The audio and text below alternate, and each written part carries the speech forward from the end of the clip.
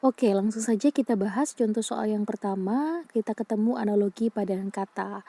Seperti biasa, untuk mengerjakan soal analogi, kita diminta untuk mencari hubungan antara kata pertama dengan kata kedua, di mana hubungan tersebut kita terapkan untuk menentukan kata ketiga dengan kata keempat. Cars merupakan bentuk permukaan bumi, ya. Jadi cars merupakan salah satu bentuk permukaan bumi. Maka dari A sampai E, jawaban yang tepat adalah D. Aspal merupakan salah satu bentuk permukaan jalan. Seperti itu ya. Lanjut ke TIU nomor 2. Jika diketahui A min P sama dengan 0 dan B plus P sama dengan 0, maka ini kita eliminasi ya. Caranya kita eliminasi dulu nilai P-nya. B plus P sama dengan 0. Kita eliminasi ya. Plus min P plus P itu habis. A plus B kita tulis saja A plus B. 0 tambah 0 ya 0 ya. Maka A sama dengan negatif B. Nah, berarti di sini jawaban yang tepat yang mana? Yang E. Hubungan A dan B tidak dapat ditentukan. Kenapa? Kita buktikan ya. Karena tadi hubungannya adalah A sama dengan min B, misal A-nya itu angka 5, maka B sama dengan negatif 5. Ya, kalau kita ubah misalnya A sama dengan min 5, maka B-nya adalah 5, positif 5. Nah, karena berubah-ubah seperti ini, tidak bisa ditentukan secara pasti, maka hubungan yang tepat adalah tidak dapat ditentukan. Jawabannya adalah yang E. Oke, kita lanjut bahas nomor 3, ketemu soal deret angka. Pertama, kita amati dulu ya. Semakin ke kanan, ternyata bilangannya semakin kecil. Nah, berarti ini mengandung dua pola ya. Yang memungkinkan adalah mengandung dua pola. Pertama, mengandung pola pengurangan atau pola pembagian karena semakin kecil. Nah, karena beda atau selisih dari setiap sukunya itu tidak terlalu besar, maka yang lebih memungkinkan adalah pola pengurangan ya.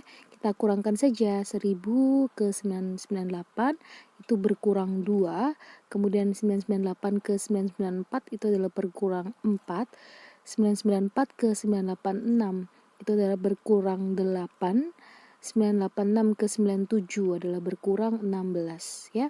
Ternyata selisihnya ini adalah mengandung pola juga, yaitu pola perkalian 2 ya. 2 kali lipatnya, betul enggak? Min 2 kali 2 min 4, kemudian min 4 kali 2 min 8, min 8 kali 2 min 16. Maka untuk mengisi suku selanjutnya berarti ini harus dikalikan 2 dulu. Min 16 dikali 2 sama dengan min 32 ya. 970 dikurangi 32 sama dengan 938. Jadi jawabannya adalah yang D. Oke, lanjut ke soal nomor 4. Jika X sama dengan berat total P kotak yang masing-masing beratnya Hi kilogram dan Y berat total Hi kotak yang masing-masing beratnya P kilo, maka hubungannya apa gitu ya antara X dan Y. Nah, untuk mencari berat total kita kan tinggal mengalikan ya. Banyaknya kotak, tadi kan simbolnya P, dikali berat masing-masing kotak. Berat masing-masing kotak adalah Hi kilo. Nah, berarti kita kalikan kan P kali Hi yaitu P Hi. Untuk Y juga sama. Y banyaknya kotak itu adalah Hi, berat per kilo adalah P. Tinggal kita kalikan, Hi kali P ya sama dengan P Hi. Ya, karena X dan Y sama-sama P Hi, maka hubungannya adalah X sama dengan Y. Ada yang tanya, kenapa ini Hi kali P kok tidak ditulis Hi P, malahan P Hi ya? Menurut aturan aljabar, kita harus menuliskan huruf yang lebih dulu ya, ditulis dalam alfabet. P sama Hi kan lebih dulu P, maka kita harus menuliskan P dulu baru Hi ya. Seperti itu. Nomor 5, kita ketemu soal figural ketidaksamaan. Kita diminta untuk mencari satu gambar yang paling berbeda di antara 5 gambar yang diberikan ya. Kita amati dulu sepintas, kita langsung ketemu nih gampangnya termasuk nomor 5. Yang paling beda adalah yang A. Kenapa bintangnya di sini? Ya, sedangkan yang lain berada di muka sudut. Nah, di depannya sudut lancip. Hanya A saja yang bintangnya berada di sini. Yang lainnya kan di muka, ya, di muka sudutnya. Sudut lancip, di muka sudut lancip. Maka yang paling berbeda adalah letak bintang dari gambar A. Seperti itu ya. Oke, kita lanjut ke nomor 6. Ketemu soal penarikan kesimpulan.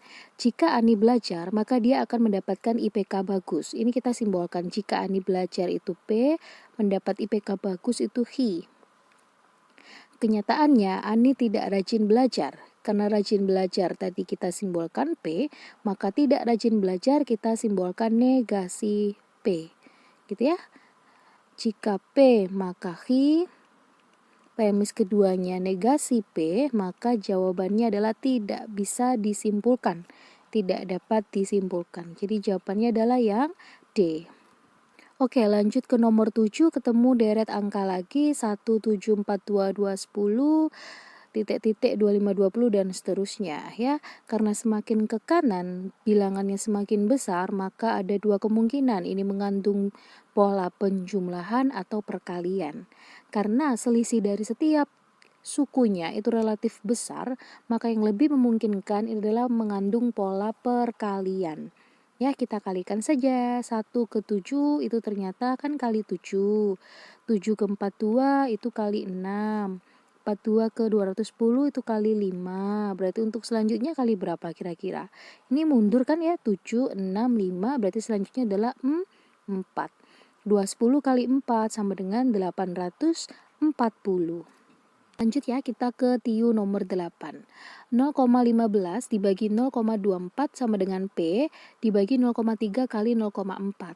Maka nilai P adalah, nah ini harus kita rubah dulu ya dalam bentuk pecahan supaya lebih mudah. 0,15 itu kan 15 per 100. Ya, dibagi 24 per 100 gitu kan.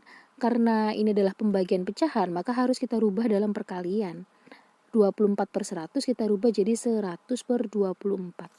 Gitu ya, sama dengan P dikali, ini juga harus diganti ya.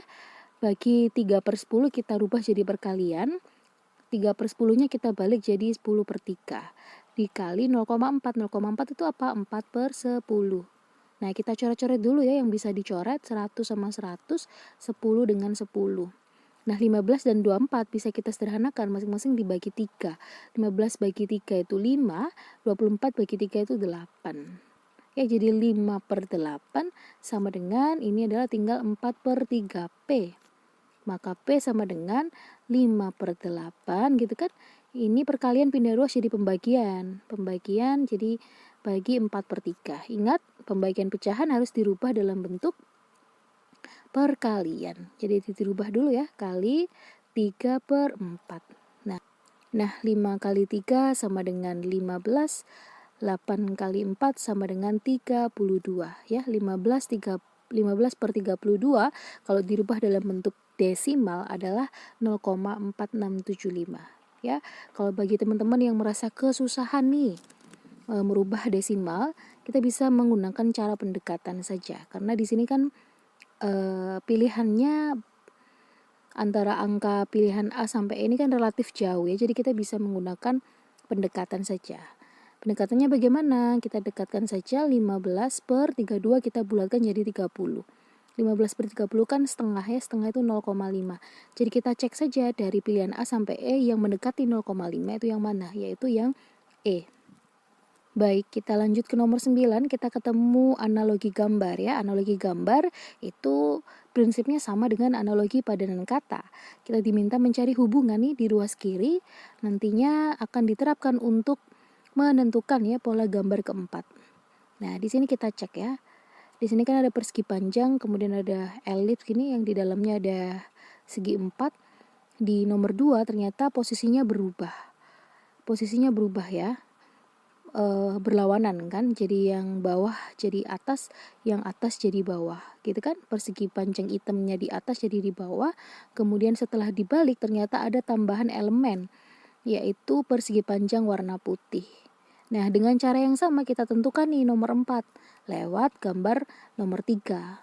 Pertama kita balik dulu ya, ini dibalik.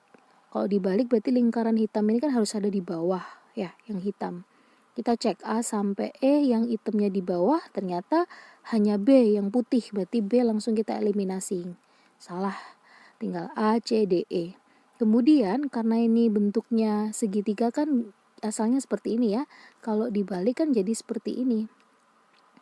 Nah, dengan item-itemnya berada di sini ya. Jadi asalnya kan begini, kalau dibalik kan jadi seperti ini ya, alasnya di atas, kemudian puncaknya di sini di bawah. Nah, mana ini dari A, C, D, E yang gambarnya seperti ini? Yang C salah ya, yang E salah, tinggal A dan D. Nah, kemudian ada tambahan kan tadi, setelah dibalik ada tambahan elemen, yaitu elemen kalau tadi awalnya persegi panjang hitam, tambahannya adalah persegi panjang warna putih. Begitu pula dengan ini, karena tadi ini yang dibalik itu lingkaran hitam jadi alas ya, ditambahi elemennya di atas berarti lingkaran putih. A sama D, yang lingkaran putih adalah yang D, berarti jawabannya yang D. Oke, lanjut ya ke nomor 10. Sebuah bus menempuh perjalanan dari kota A dan B dengan kecepatan rata-rata 40 km per jam dan kembali dengan kecepatan 60 km per jam. Jika jarak dari A B adalah 120, berapakah kecepatan rata-rata per jam untuk seluruh perjalanan? Ini kan perjalanannya bolak-balik ya, dari A ke B, kemudian balik lagi dari B ke A. Nah, untuk menentukan kecepatan rata-rata perjalanan bolak-balik di mana jarak pulang dan jarak perginya sama, kita bisa menggunakan cara cepat. Ya, cara cepatnya bagaimana? Jadi V rata-rata, ya V simbolnya kecepatan kan simbolnya V ya. V rata-rata adalah 2 dikali V1 dikali V2 dibagi V1 tambah V2. Nah, 2 dikali V1 kan 40 nih. Kita masukkan saja 40, V2-nya 60. Per 40 tambah 60. Ya, kita kalikan biasalah. 2 dikali 4 kan 8 ya. 8 kali 6 yaitu 48. Jadi 4800, 40 tambah 60, 100. 4800 dibagi 100 sama dengan 48 km per jam. Jawabannya adalah yang B.